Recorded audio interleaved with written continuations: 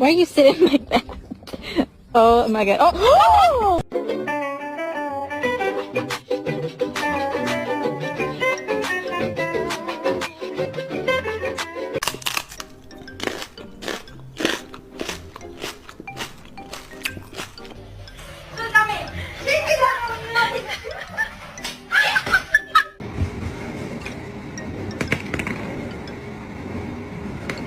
No.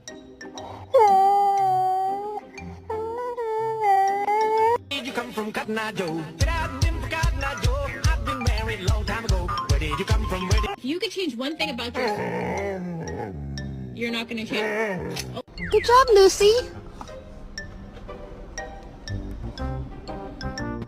Strider!